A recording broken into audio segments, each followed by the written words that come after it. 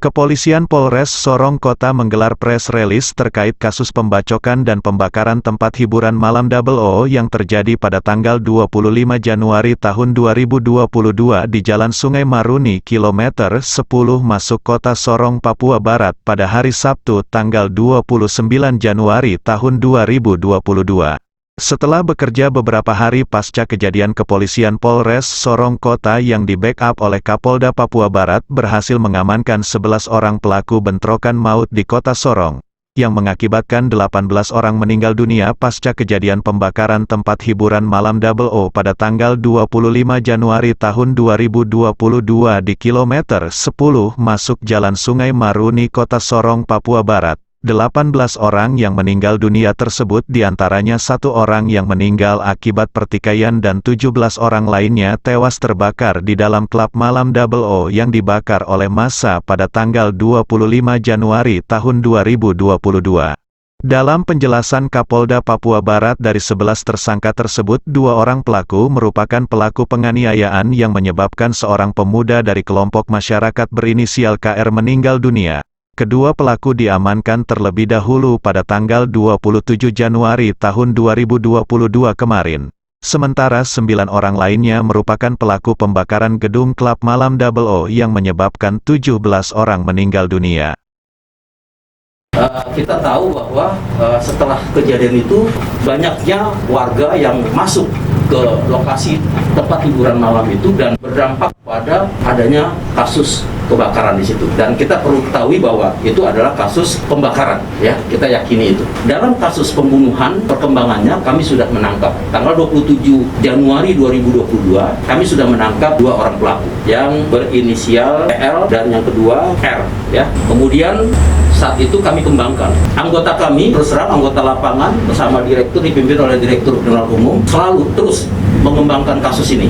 Dari pemeriksaan itu kami yakini bahwa karena scientific investigasi itu, ya, kita tidak bisa menuduh orang kalau kita tidak memenuhi kriteria-kriteria dalam proses penyidikan yang sebenarnya sesuai dengan berita acara pemeriksaan. Nah, untuk itu kami mengembangkan lagi pada hari ini, ya, kami dapat mengungkap beberapa pelaku pembakaran tempat hiburan malam itu yang berinisial DO itu. Yang saat ini tanggal 29 ini kita dari kemarin, ya, kita secara intensif, ya, melaksanakan penyelidikan dan mengembangkan kasus ini dan kami berhasil menangkap 9 orang, ya.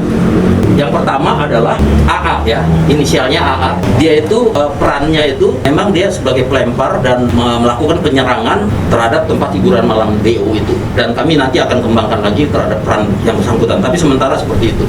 Dan tidak menutup kemungkinan juga yang bersangkutan juga melakukan pembakaran. Kemudian yang kedua, saudara FM Flores Medan, ya, FM. Nah, ini perannya ini masuk ke dalam diskotik DO itu, melempar bensin dan kemudian membakarnya, ya, sofa itu. Terus kemudian DO itu penuh dengan alat peredam, ya, bungkus-bungkusan untuk meredam itu, dan itulah yang mempercepat proses kebakaran itu sehingga disebarkan seperti itu. Dan banyaknya waktu itu orang, hampir seratusan lebih banyaknya orang pada saat itu, warga yang datang dan kemudian melakukan itu. Dan tidak menutup kemungkinan kami juga sudah mengintip adanya yang memanfaatkan event itu untuk melakukan penjarahan.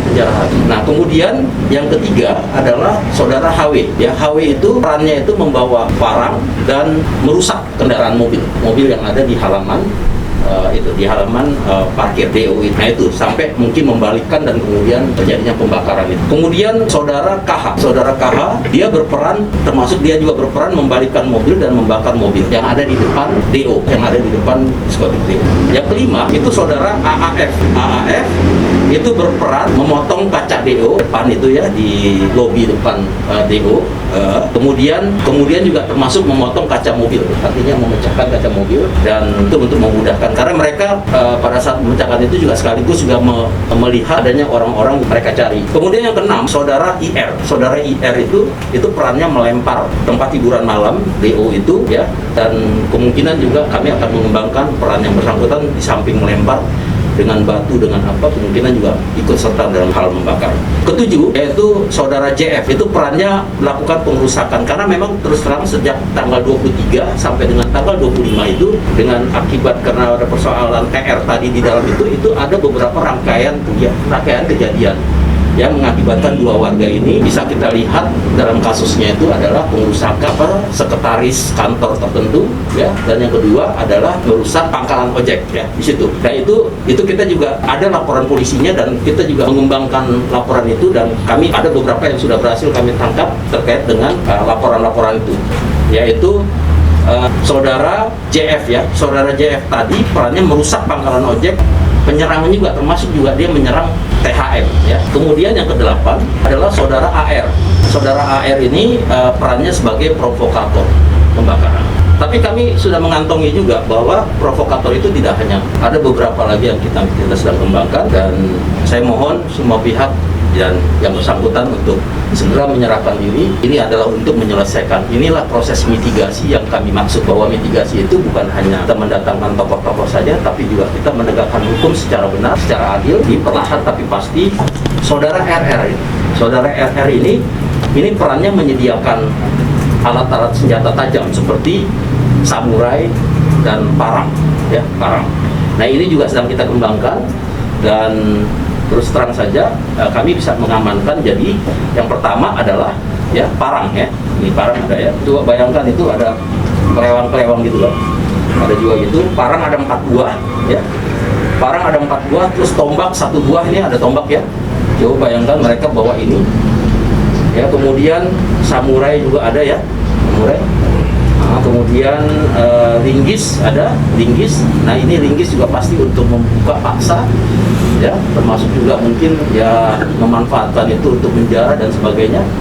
Dan nanti kita masih kembangkan bagaimana korelasinya dengan lantai 2, ya, bagaimana kita juga bisa, itu nanti akan berbicara semua. Dan makanya untuk TKP tetap kami tutup, dan kami kembangkan nanti dari hasil-hasil yang sudah kita dapatkan dan informasi yang kita dapatkan dari pengembangan kasus ini.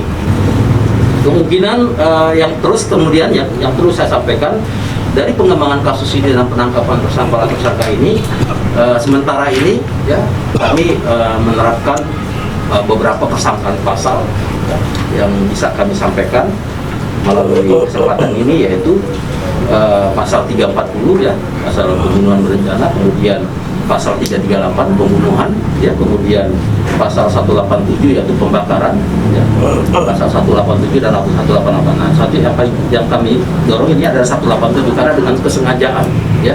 Jadi itu kategorinya adalah pembakaran, sama juga pembakaran, bukan kebakaran, tapi pembakaran. Kalau pembakaran kan 188, ya.